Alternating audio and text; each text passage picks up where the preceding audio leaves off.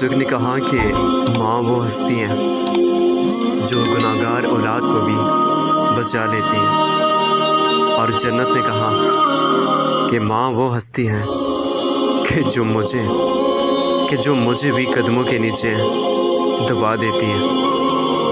अफसोस के साथ 2021 में और 2022 में हज़ारों ऐसे केसेस देखने को मिले कि माँ जैसी अजीम हस्ती को ज़लील और रुस्वा किया जाता है, घर से धक्के दे के निकाल दिया जाता है, घर में टाइम से खाना तक नहीं दिया जाता, माँ की केयर नहीं की जाती। लेकिन 4 दिन की लड़की आई हुई, उसके साथ अशारों पे नाचने के लिए हम तैयार हो जाते हैं। जिस माँ ने गीली जगह खुद सोती है और खुश जगह अपने बच्चों को रखती है, भूख प्यास खुद बर्दाश्त कर लेती है, लेकिन अपने बच्चों को भूखा प्यासा नहीं रखती है। माँ वो हस्ती है कि जिसने औलाद होने के बाद पहले उसको मौत से डर नहीं होता, लेकिन जब औलाद हो जाती है तो वो मौत से डरती है कि अगर मैं चली गई तो मेरे बच्चों का क्या होगा।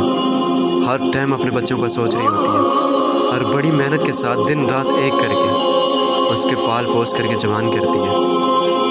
अगर बच्चा पैदा होता है तो वो अगर रात को बीमार है, अगर वो रात को रोता है तो माँ उसको रोते हुए छोड़ के सोती नहीं है, बल्कि पूरी रात पहरा देती है कि वो खामोश हो जाए, वो ठीक हो जाए, ताकि वो सुकून की नींद सोए और मेरी भी आंख लगेगी, वरना माँ को नींद नहीं आती। लेकिन अफसोस के साथ जिस टाइम औलाद जवान होती है, जवान होने के बाद माँ और बाप जब पेशेंट होते हैं, वो बिस्तर के अंदर अपनी बीमारियों से लड़ रहे होते हैं, तड़प रहे होते हैं, भूखे और प्यासे होते हैं, सर्दी और ठंड में न जाने कितनी तकलीफ़ों को बर्दाश्त कर रहे होते, कितनी तकलीफ़ों को फेस कर रहे होते। उस टाइम वो मजलूम माँ कुछ कहती तो नहीं है, लेकिन इतना याद रखना, दिल के राज अल्लाह जानता है।